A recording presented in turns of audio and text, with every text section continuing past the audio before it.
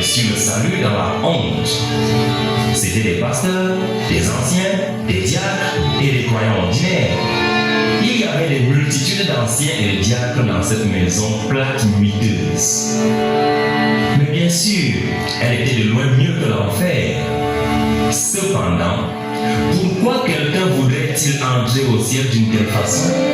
Je ne vais pas finir dans cet endroit honteux. Leurs habits étaient même défraîchis. Quelles sont les conditions que les chrétiens doivent remplir pour recevoir ces belles maisons au ciel?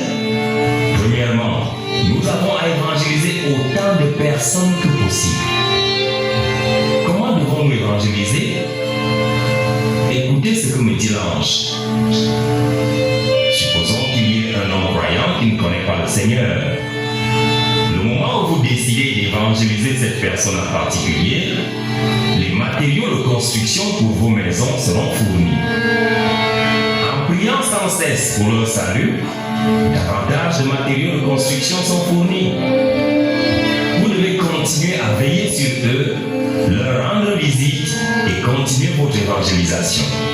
Cela va ajouter davantage de matériaux à votre domicile. Si une personne dit qu'elle ne peut pas se rendre à l'église parce qu'elle n'a pas de beaux vêtements, alors vous devez lui en fournir.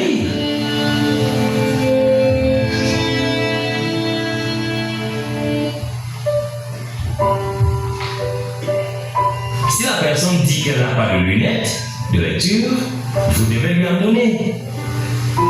Vous devez fournir tout ce que vous êtes en mesure de donner afin que cette personne soit conduite au Seigneur.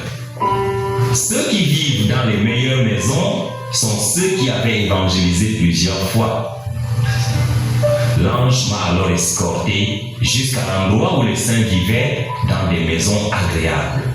C'est là que les saints qui avaient évangélisé le plus vivent. C'était comme le centre-ville du ciel. Dans l'histoire chrétienne, il y a 4 personnes qui avaient de plus grandes et de plus belles maisons.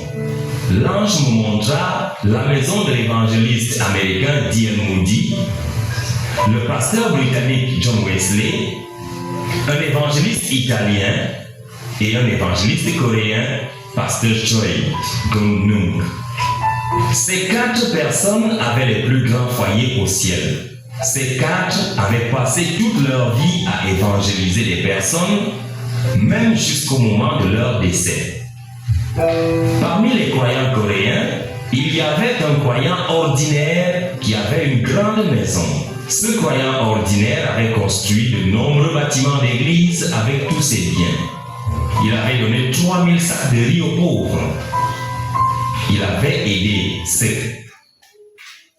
secrètement des milliers de pasteurs et de leaders financièrement. Il avait aidé des